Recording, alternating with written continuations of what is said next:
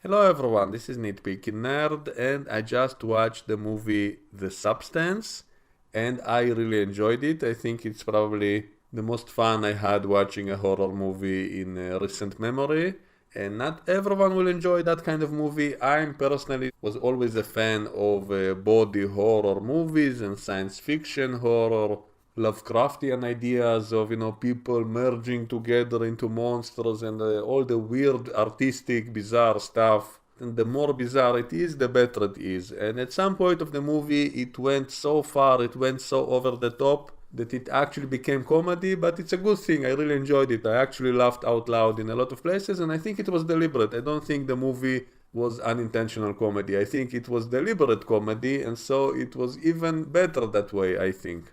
It also had kind of an original idea, even though it did remind me of all kinds of similar stuff I saw in other movies and shows, and so it wasn't completely original, but it still made it all in kind of a fresh way.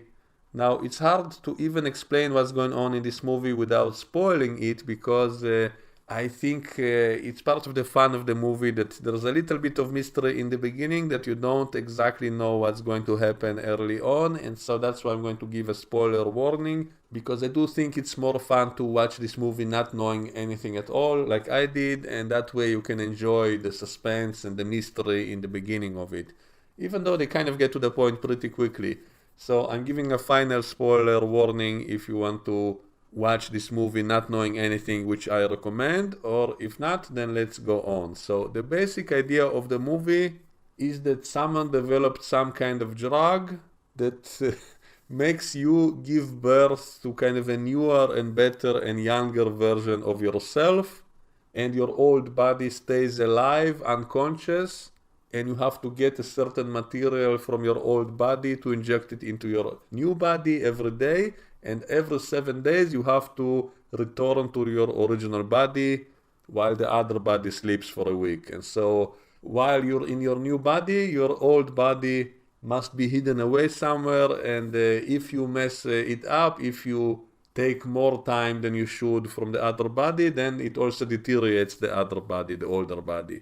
And that immediately kind of reminded me of that old book, The Picture of Dorian Gray, which had a similar idea of someone having like a magical connection with his own portrait, and anything bad that happens to his body does not affect his body, it only affects that portrait, and so he hides it away in some basement. And later he sees how it starts to rot and how it starts to be negatively affected by all the bad things that he's doing to his own body.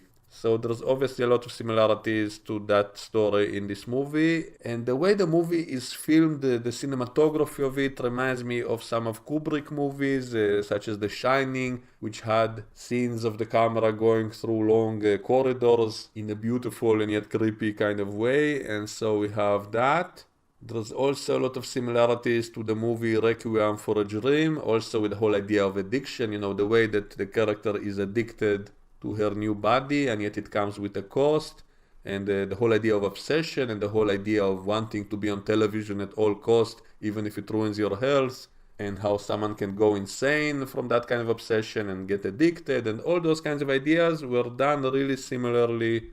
And even all kinds of shots like showing someone's pupil opening up after something happens is exactly like in that movie when someone takes drugs and it opens their pupils. And so we have very similar visual scenes in this movie, and also certain characters that appear which the movie wants us to know that it's a disgusting character, and so they show weird close-ups of that character, or showing that character eating in a nasty way and leaving a mess is also straight out of Requiem for a Dream. And namely, the character in this movie was kind of a Hollywood producer who is kind of nasty, and his name is Harvey, which I also don't think is a coincidence.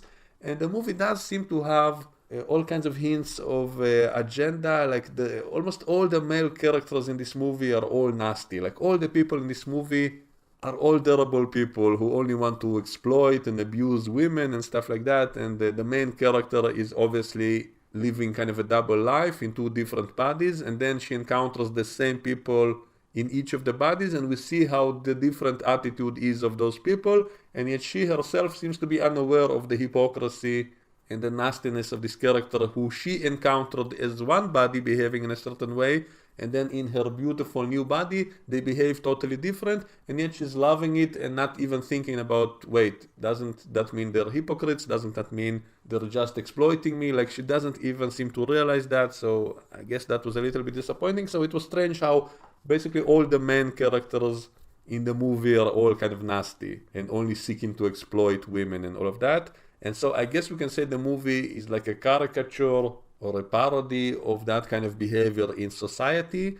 And yet the movie itself is doing that. There are a huge number of scenes in the movie which are almost like a soft porn. Like, they show naked bodies of women, and they show women working out in a very erotic kind of way with close-ups on their asses and all that kind of stuff, which I don't mind looking at.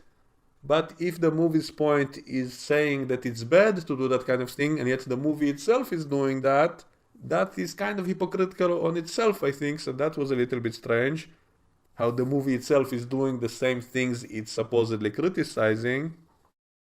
So anyway, the main character is becoming more and more obsessed, wanting to get more and more time in her new body on the expense of the other body, which starts deteriorating. Every time she bends the rules to take more time for her new self, it causes damage and mutation to the other body. And then when she's in the other body, she's kind of resentful of her other self. So it becomes almost like a split personality kind of thing, almost like Jekyll and Hyde kind of thing, that they try to sabotage each other and mess each other's other life, even though they're the same person. So it's almost like a metaphor to the self-destructive nature of drug abuse or obsession, when you take things too far, that kind of thing. And also keeping secrets, keeping your other real self hidden away, and so it's like the picture of Dorian Gray. And that whole basic idea of a person splitting into two bodies, I think I first saw it in an episode of Smallville, when some mutant guy was able to split himself into two identical bodies. So maybe that was also one of the inspirations for this movie. Also, there was that show called Penny Dreadful, in which there was a character of a kind of demon lady who could also split off a part of herself that looked like a child, and she was pretending like it's her kid when actually it was part of herself. And so that's what I mean when I say this movie doesn't really feel truly original to me, because all of the ideas in it are very similar to stuff I saw before in many other places. And some of the gory effects in this movie also remind me of movies such as The Thing, which had monsters also splitting into two people, or a monster merging itself with someone else. And especially toward the end of this movie, when the main character gets mutated and starts deteriorating more and more, it really reminded me of the movie The Fly, which also had a bunch of scenes like that, especially that scene when he goes to the mirror and starts pulling organs out, like his ear falls off, his teeth fall out, he removes his fingernails, and so on. So we have scenes like that in this movie, and especially toward the end when the mutation becomes more and more severe that you can no longer hide it. That really reminded me of The Fly.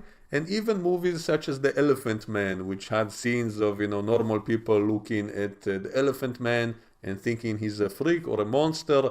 And we have very similar scenes to that in this movie, and especially toward the end, when the main character becomes totally mutated in a way you can no longer hide, and then we see people's reaction to it. That kind of reminded me of The Elephant Man.